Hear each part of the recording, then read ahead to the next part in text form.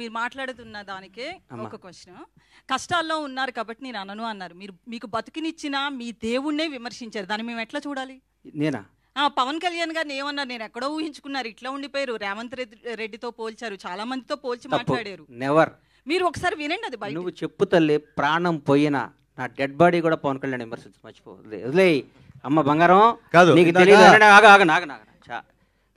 నేను చచ్చిపోయిన నా శవం కూడా పవన్ కళ్యాణ్గా నీళ్ళెత్తి చూపుతాం.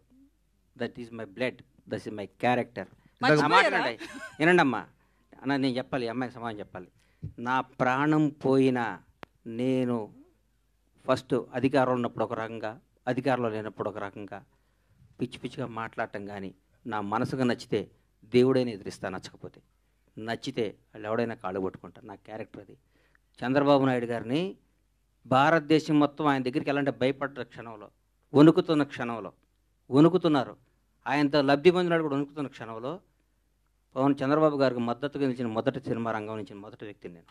అది నా క్యారెక్టర్. నేను తెలుగుదేశం పార్టీ కాదు, నేను పవన్ కళ్యాణ్ మనిషిని.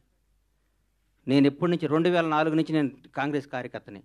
నాకు పవన్ కళ్యాణ్, నా తల్లిదండ్రుల తర్వాత నేను పవన్ కళ్యాణ్ ప్రేమించాలి. పవన్ పోతే నాకు బతికే కాదు. ఆయన జనసేన పార్టీ పెట్టినా కానీ నా బ్లడ్లో కాంగ్రెస్ ఉంది. నేను పార్టీకి, నేను రాజకీయం ఉంటే కాంగ్రెస్లో ఉంటే లేదా రాజకీయాలు మానేస్తా. అంతేగాని పవన్ కళ్యాణ్ కంటే నా తల్లిదండ్రుల తర్వాత నేను పవన్ కళ్యాణ్ ఇష్టపడాలి. జనసేనలో తిరగాలి.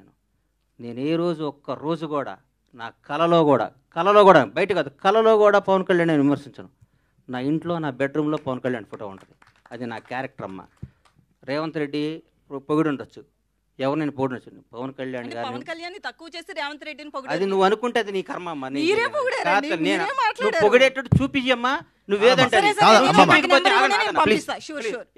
ఇప్పుడు చూపి పంపించద్దు, ఇప్పుడు చెప్పాలి. నాకు 10-1/2 అవర్ ఉంటాను తెప్పి అమ్మ.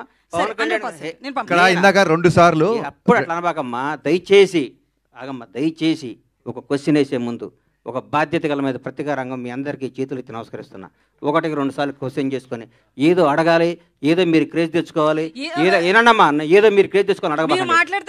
భగవంతుడి మీద సాక్షిగా నేను పవన్ కళ్యాణ్ గారిని అనలేదమ్మా బంగారం, అనలేదమ్మా. ప్లీజ్ తప్పమ్మా, అనబాకమ్మా, నన్ను అనబాకమ్మా.